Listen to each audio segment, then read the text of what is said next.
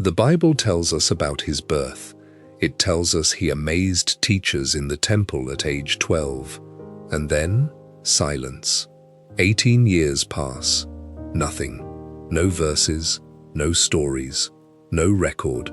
Then, without warning, a 30-year-old man walks out of Nazareth and changes the world. What happened in between? Where was Jesus? What was he doing?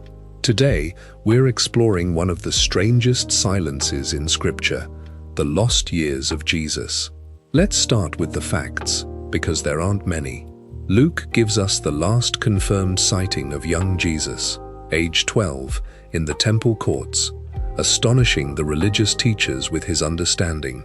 Luke closes that scene with one quiet sentence: Jesus grew in wisdom and stature, and in favor with God and man. Then the text jumps. Matthew and Mark pick up the story again around age 30, at his baptism by John. That's it. That's the entire biblical record of Jesus' adolescence and 20s. For comparison, we have more detail about King David's teenage years than we do about Jesus' 20s. That's what makes this silence so striking to historians and theologians alike. Before we get into the wilder theories, let's give the traditional answer its due, because most scholars think it's correct. Jesus was, most likely, doing exactly what was expected of the eldest son in a working Jewish family, learning his father's trade. The Gospels call Joseph a tekton, often translated carpenter, though it may have meant a broader building craftsman. Jewish boys were also trained in Torah at the local synagogue. By adulthood, an observant Jewish man was expected to know Scripture, support a household, and often marry.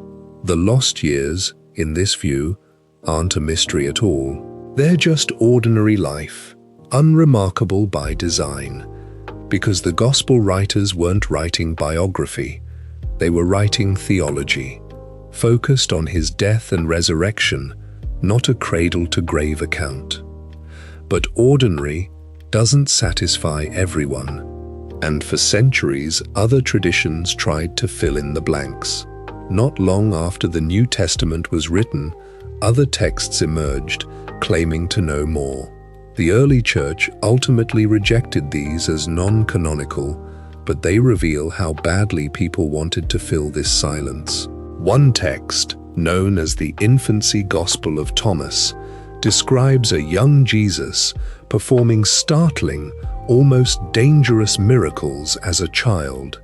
Most scholars view these stories as later theological storytelling, not history, an attempt to answer the question, what would a divine child act like, rather than a record of what actually happened.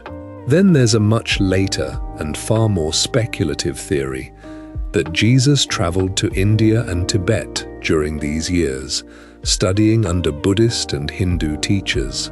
This idea gained popularity in the late 1800s through travel writings claiming to have found ancient manuscripts in a Himalayan monastery. Persists because it's a compelling story. What if Jesus' wisdom had roots in a broader spiritual education? A more historically grounded theory points closer to home, to the Dead Sea Scrolls and the Essene community. The Essenes were a strict Jewish sect living in the Judean desert, known for asceticism, ritual purity, and apocalyptic expectation. Some scholars have noted parallels between Essene teachings and things Jesus later says. Could Jesus have spent time among them, or with related wilderness communities, before his ministry? It's plausible geographically, but there's no direct evidence he was ever a member. The parallels may simply reflect the shared religious air that many first-century Jews breathed. Here's a thought worth sitting with. Maybe the silence isn't a gap to be solved. Maybe it's theological on purpose. The Gospels aren't biographies in the modern sense. They're proclamations, built entirely around who Jesus was in his public ministry, death, and resurrection.